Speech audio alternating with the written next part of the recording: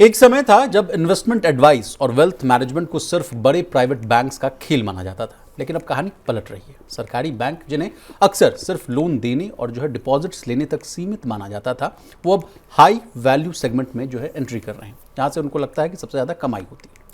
असल में भारत में तेजी से बढ़ रही संपत्ति, बदलती निवेश की आदतें और बैंकों की कमाई के नए रास्तों की तलाश, इन सब ने मिलकर एक नई रेस शुरू कर दी। अब बैंक सिर्फ आपका पैसा सुरक्षित रखने तक सीमित नहीं रहना चाहते, बल्कि उसे बढ़ाने की जिम्मेवारी भी अपने हाथों में लेना चाहते हैं। प्रवीण सर, क्या आने वाले समय में बैंक्स क्या फाइनेंशियल गाइड का रोल अदा करते हुए दिखेंगे, और आपसे समझना चाहेंगे कि ये बदलाव की ज़रूरत क्यों आन पड़ी, ये भी समझाइएगा। नहीं, देखिए, वेल्थ मैनेजमेंट के बिजनेस में अब सरकारी बैंक एग्रेसिवली पुश कर रहे हैं अपने आप को। इस पूरा जो एक ये बड़ा कारोबार है, और अब तक प्राइवेट बैंक या प्राइवेट कंपनियां इस पूरे के पूरे धंधे में थी, जहां पे म्यूचुअल फंड से लेकर इंश्योरेंस और आपकी दूसरी जो पीएमएस सर्विसेज हैं, पोर्टफोलियो मैनेजमेंट सर्विसेज हैं, वेल्थ मैनेजमेंट है, इस सब को ये कंपनियां देती थी। प्राइवेट बैंक सरकारी बैंक इस मामले में थोड़ा सा पीछे थे। अब अगर आप पिछले कुछ वक्त को देखेंगे तो सरकारी बैंक हो या प्राइवेट बैंक हो, सबके सामने एक बड़ा संकट इस बात का पैदा हुआ है कि वो डिपॉजिट कहाँ से जुटाएं। क्रेडिट ग्रोथ अच्छी खासी है, डिपॉजिट ग्रोथ उस मुकाबले में नज़र नहीं आती। 17% के आसपास क्रेडिट ग्रोथ है, जबकि 12-13% के आसपास डिपॉजिट ग्रोथ है जी।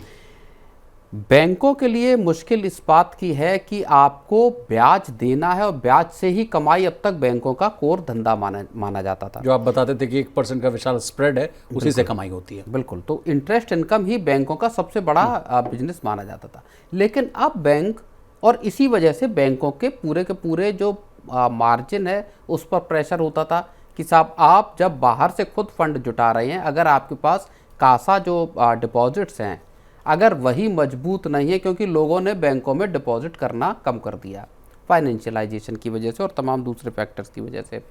अब बैंक बाहर से कहीं से बोरो करे, आरबीआई से ले, दूसरी जगहों से ले, और उसके जरिए अपनी जो क्रेडिट की जो डिमांड है उसको पूरा करे। तो बैंकों का दरअसल वो जो स्प्रेड है वो कम हुआ, मार्जिन पर प्रेशर है, लोन्स पर जो एनपीए के बनने का और इस तरह के जो दबाव हैं।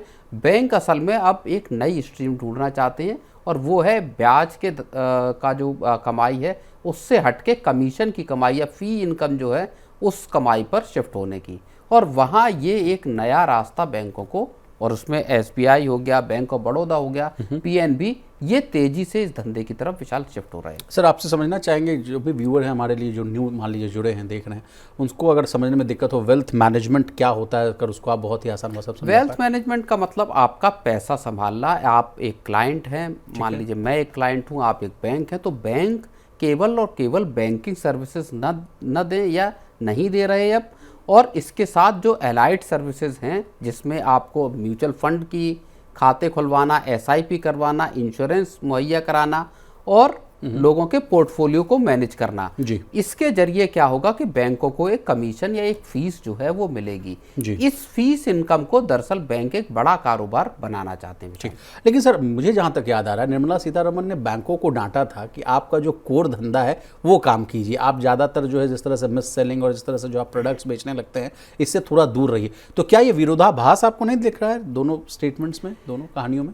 इसमें विरोधाभास दरअसल तब पैदा होता है विशाल, जब आप जो आपका मैंडेट है उसके इतर जाकर आप मिस सेल करते हैं चीज़ों को। ठीक है। अब 81 बॉन्ड्स वाले मामले को बॉन्ड्स का ही बिल्कुल वही मेरे दिमाग में भी उदाहरण आया कि आप 81 बॉन्ड्स को बेच सकते हैं, लेकिन किसी को गुमराह करके 81 बॉन्ड से जुड़ी जितनी शिकायतें आई हैं, जितने लॉसेज हुए और उसमें जो कस्टमर्स की शिकायतें हैं वो इसी बात को लेके हैं कि साहब मुझको पता ही नहीं था। आप किसी एल्डरली व्यक्ति को जो रिटायर्ड हो चुके हैं उनको अगर आप 81 बॉन्ड बेच दीजिए, कहें कि ये बहुत बढ़िया प्रोडक्ट है, आपको एश्योर्ड इनकम मिलेगी, आप एफडी में कमा रहे हैं 7%, ये आपको 9% देगा मान लीजिए, और आप इसको ले लीजिए, आपका पैसा एकदम सेफ है। ये सारे तर्क देना गलत हैं इस तरह से, क्योंकि हम जानते हैं कि 81 बॉन्ड ऐसे बॉन्ड हैं कि कभी भी उनके पूरे के पूरे उनको राइट ऑफ किया जा सकता है, आपका पूरा पैसा वहाँ डूब सकता है। और ये बात हाल के जी हमने कई बार इस चीज़ को देखा। तो इस तरह का मिस सेलिंग एक बिल्कुल डिफरेंट पार्ट हो जाता है, जहां आप प्रेशर बनाते हैं अपने कर्मचारियों पर, मैनेजर्स पर, और उनसे कहते हैं कि साहब आप ये कस्टमर कोई भी आए उसका प्रोफाइल क्या है, रिस्क प्रोफाइल क्या है, उसकी एज क्या, उसके इर्रेस्पेक्टिव ऑफ दैट उसको आप वो चीज़ बेच देते हैं। प्रवीण सर, हाल फिलहाल में जब भी हम लोगों ने बैंकिंग सेक्टर से रिलेटेड जितनी भी खबरें की, तो कई बार हम लोगों ने खबरें की कि बैंक्स जो है अंधाधुंध पैसा कमा रहे हैं। कभी आप करंट अकाउंट बैलेंस जो है या मिनिमम अकाउंट बैलेंस, माफ़ कीजिएगा, वो नहीं रहता, उस वजह से शुल्क वसूलते हैं। कहा जा रहा है कि एटीएम से जो है आप 2-3 बार ही लिमिट लगा दी कि उसके बाद निकालेंगे तो वहाँ से पैसा नहीं। इस वजह से लोगों का जो है गुस्सा बहुत था, संसद तक भी ये बात पहुँचती हुई नजर आई थी। क्या ये भी एक बहुत बड़ा कारण है जिस वजह से बैंकों को ये स्टेप्स उठाना पड़ रहा है कि चलिए भाई इधर से अब कमाई नहीं हो पाएगी, लोगों का गुस्सा बढ़ता हुआ नजर आएगा, चलिए अब दूसरे स्रोत खोजते हैं जहाँ से पैसा आए? जो वो है, मान लीजिए चेक बुक का पैसा लेना या मिनिमम बैलेंस का पैसा लेना, ये सब बैंक की फीस के पार्ट हैं। जो कमीशन की इनकम हो गई या फीस की इनकम हो गई, ये उसका पार्ट है। इन्हीं पर बैंकों का दरअसल जोर है। भले जनता के आउटक्राई है, भले लोग परेशान हैं या अपनी शिकायतें करते हैं, लेकिन मोटे तौर पर अगर आप देखेंगे तो चाहे प्राइवेट बैंक हो चाहे सरकारी बैंक हो, डिपॉजिट की जो किल्लत है बैंकों के सामने, वो दरअसल बैंकों को आखिर आपको बिजनेस चलाना है, आपको ईयर ऑन ईयर अपनी ग्रोथ भी दर्ज करनी है। तो बैंक नए ऐसे धंधे में उतरने की कोशिश कर रहे हैं, उसे बढ़ा रहे हैं जो कि जहां से कि उनको कमाई ज़्यादा हो सके, और इसी वजह से जो फीस इनकम है या कमीशन है, यहाँ फोकस पड़ रहा है। चलिए सर, कुछ कारण है सर, उसको भी समझ लेते हैं। कहा जा रहा है कि पीएसयू बैंक अचानक क्यों इस पर फोकस करने लगे, तो उसके पीछे तर्क दिया गया कि भारत में अमीर लोग जो है बड़ी तेजी से बढ़ते हुए नजर आ रहे हैं। इंडिया का जो वेल्थ मैनेजमेंट जो मार्केट है वो बड़ा तेजी से बढ़ रहा है। अब आग्रह से इसी बात को समझिए, फाइनेंशियल ईयर 24 में 1.1 ट्रिलियन डॉलर से बढ़कर जो है कहा जा रहा है प्रवीण सर, फाइनेंशियल ईयर 29 में ये 2.3 ट्रिलियन डॉलर हो सकता है। यानी बड़ा बिजनेस का अवसर है, तो इसको लग रहा है कि केटर कर लिया जाए। ना बिल्कुल, यही जो भारत की जो आबादी है, इनकम की जो ग्रोथ है, लोग सिर्फ और सिर्फ बैंक में एफडी के लिए पैसा नहीं जमा कराना चाहते, लोग चाहते हैं कि उनका पैसा ज़्यादा तेज़ी से ग्रो करे, इन्फ्लेशन के मुकाबले तेज़ी से ग्रो करे, और कमाई बढ़ी है, लोग अमीरों की तादाद बढ़ी है, तो जाहिर तौर पर बैंक इस पूरे के पूरे बिजनेस पर नज़र उनकी है। अंतिम सवाल आपसे पूछना चाहूँगा, हमारे आपके जैसे लोग या मिडिल मैन जो लोग हैं, उनके लिए क्या फ़ायदा है सर इस खबर से? मान लीजिए उनका पैसा अगर है बैंक में रखा रहेगा, तो क्या उसको अच्छी तरीके से अब बैंक से नहीं, बैंक में रखा रहेगा उसको मैनेज नहीं करेंगे बैंक से, बिल्कुल ये बिल्कुल अलग चीज़ है।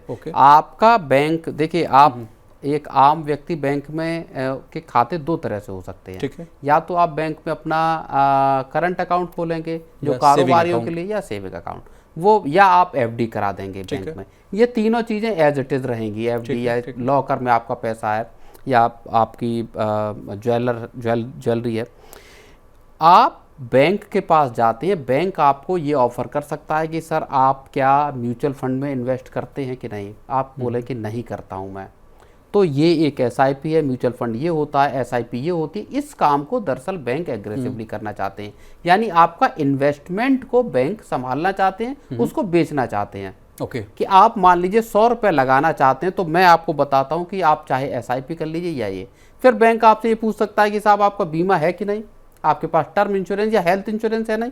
और उसी लिए बैंकों ने कई इंश्योरेंस कंपनियों के साथ टाई अप्स कर ही रखे हैं ऑलरेडी। अगर आप जाएँ तो अलग अलग बैंकों के अलग अलग इंश्योरेंस कंपनियों के साथ टाई अप्स हैं।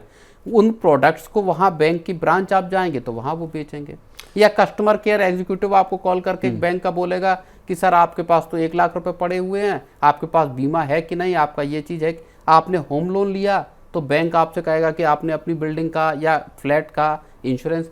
ये चीज़ें हो पहले से भी रही हैं। लेकिन बैंक अब असल में इस पर, और सरकारी बैंक खास तौर पर इस पर अब एग्रेसिवली जोर दे रहे हैं। एक अंतिम सवाल और मेरे दिमाग में आ रहा है सर, एसबीआई जैसे बड़े बैंक्स जिनको कहा जाता है कि देश का सबसे बड़ा बैंक है, ये अगर बाजार में उतरते हैं तो जितने भी जो एएमसी कंपनियां हैं उनका धंधा चौपट हो सकता है? नहीं, एसबीआई का खुद का म्यूचुअल फंड भी है, और एसबीआई को इस बात का फ़ायदा भी है कि एसबीआई, अगर मैं गलत नहीं हूँ तो एसबीआई का जो म्यूचुअल फंड है, एसबीआई म्यूचुअल फंड है, वो देश का सबसे बड़ा म्यूचुअल फंड है। संभवतः हो सकता है मैं गलत हूँ, बाद में चेक करेंगे। एसबीआई को इस बात की सिनर्जी है कि आपके ही ब्रांच में आप एसबीआई के ही म्यूचुअल फंड को बेच सकते हैं। तो ये, और तमाम बैंकों के अपने म्यूचुअल फंड्स भी हैं। तो ये तो कहानी है ही इसका पार्ट।